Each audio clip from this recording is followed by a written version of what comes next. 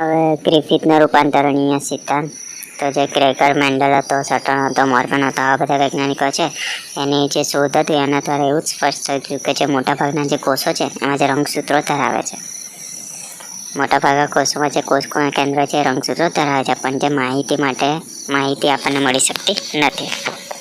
Okay, તો જે આની જે ક્રિયાવિધિ કેવી રીતે થશે, જાનીની આનુવંશિકની ક્રિયાવિધિ કેવી રીતે થશે, તો એની સ્તર 1926 સુધી આણ્વીય સ્તરે મતલબ કે પ્રોસેસમાં હતી. બરાબર.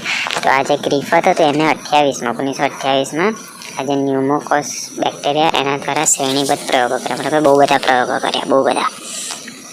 બરાબર.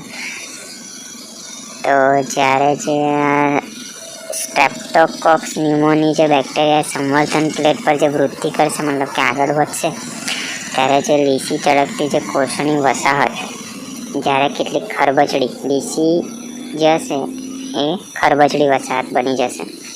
બરાબર. આનું કારણ શું થશે છે કે એસ જાત હશે બેક્ટેરિયામાં શ્લેષ્મનું આવરણ હોય છે, શ્લેષ્મનું હોય છે આની અંદર. બરાબર છે.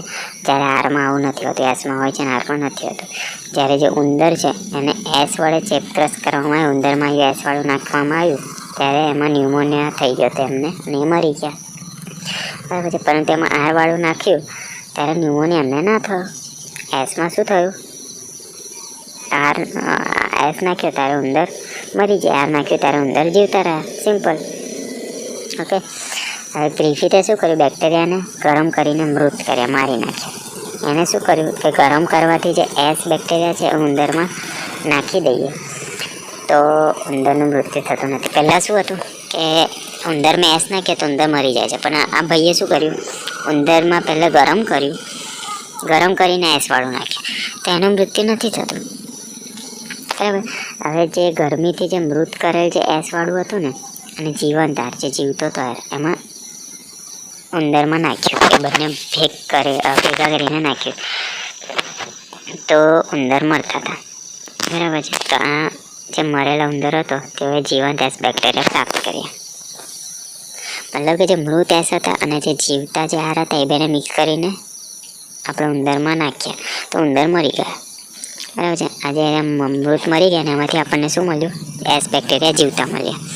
તો આમાંથી શું ખબર પડી, જે એસ સ્ટ્રેન હતા જે આપણે ગરમી કરીને એમને મારેલા હતા એમાં એ નાખીશું તો શું થશે, ઉંદર જીવતા રહેશે.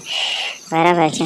હવે જે એસ વાળું હતું, બરાબર, એમાં પાછું આપણે આર વાળું મિક્સ કરીશું જે જીવતા હતા એ, તો શું થશે, ઉંદર મરી જશે. તો આવું આપણને ખબર પડી, એ લખી દેવાનું. બરાબર છે. તો જે ગ્રિફિથે શું તારણ કાઢ્યું કે જે આર સ્ટ્રેન બેક્ટેરિયા જે ગરમીથી મૃત કરાયેલા એસ બેક્ટેરિયા દ્વારા રૂપાંતરિત થાય છે, મતલબ કે ટ્રાન્સફર થાય છે બેનું. બરાબર છે.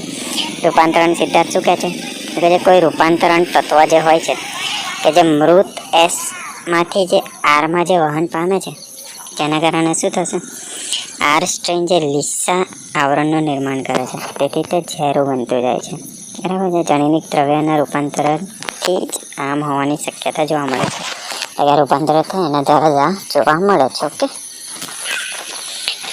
પછી આ બેક્ટેરિયલ રૂપાંતરણ માટે આવું કંઈક પૂછાય તો પણ સેમ જવાબ આપવાનો છે. બરાબર. ઓકે.